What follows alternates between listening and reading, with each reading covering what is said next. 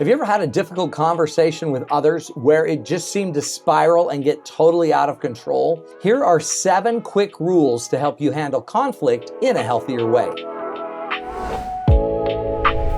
Rule number 1, say what you mean and mean what you say. The skill is called content communication, where you have to be exact in your communication. Don't beat around the bush. Don't make others mind read. Just say what you want and try to say it in a way that is safe and nice and kind. Just live by the simple rule: if you didn't say it overtly, directly, and exactly, then don't assume you said it at all. Rule number 2, to improve your conversations, is to slow the flow and wait your turn.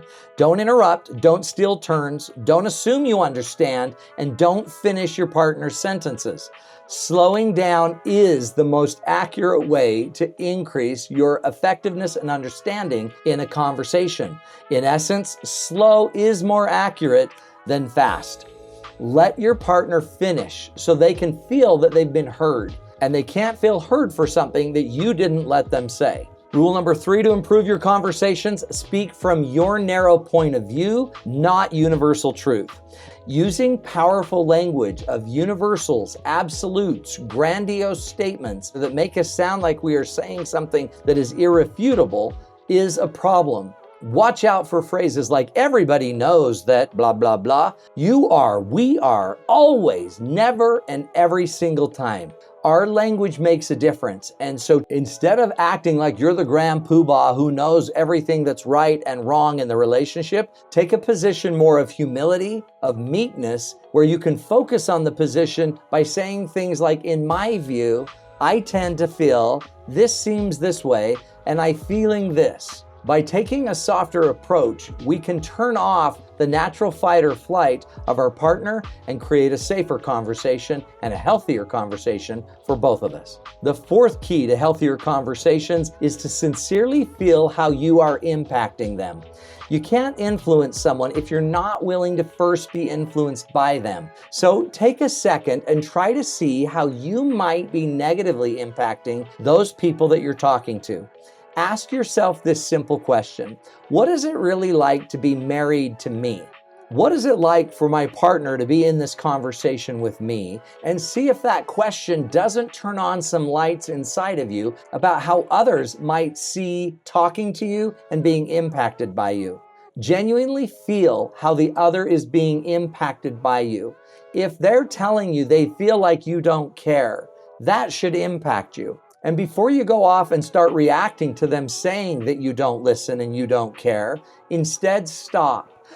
Take a big deep breath and try to step into their shoes. What is it like to be them when they feel like you don't care? Don't just hear what they're saying, and don't just react to what they're saying. Actually try to feel what your partner is saying to you. The next key is to identify where you both agree and say, "I agree with you."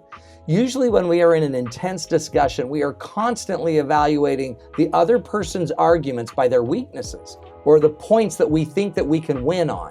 So instead of listening for their weak arguments and creating a plan to combat those arguments, focus on where you agree with them.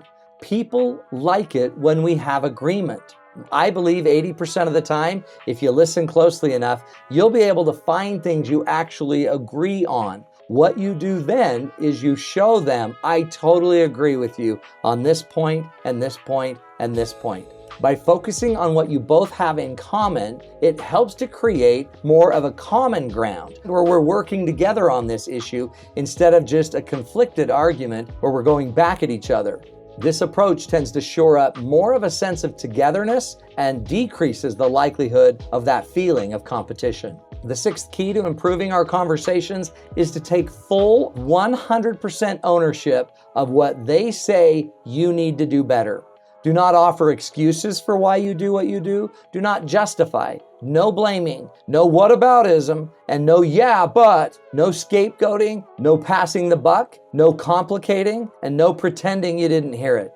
Instead, when they say something that is accurate and true, something that you know you need to improve, just apologize and own it. Own the fact that you need to do better and be honest that you're going to try to do it better. If each and every one of us would be 100% responsible for our problems that we bring to the relationship, we would all be more effective at making changes that we all know we need to make. The seventh and final key to improving our conversations is to only give correction and feedback in a conversation from the spirit of love.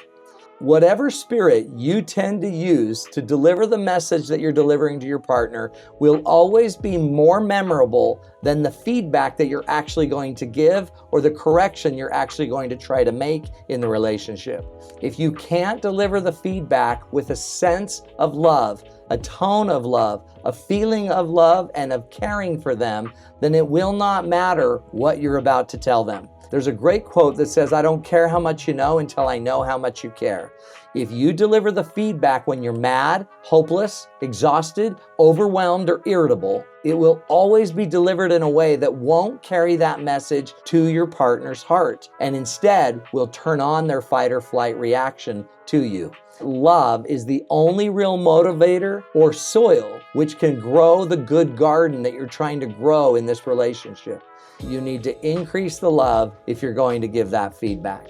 If you and your partner are having a hard time finding ways to improve your conversations, click the link in the description and grab my new mini course called the 10-Day Relationship Makeover and get access to 10 value-packed videos, a 50-point assessment to determine the health of your relationship, and a workbook, all for just $27. Or it's free if you're a member of my monthly coaching program called Becoming One, where you'll have access to be coached by me and you'll get to watch others get coached by me and have access to new workshops every month. Again, links for both of those programs are in the description. Get started today so you can figure out how to lift your conversations and at the same time, lift your love.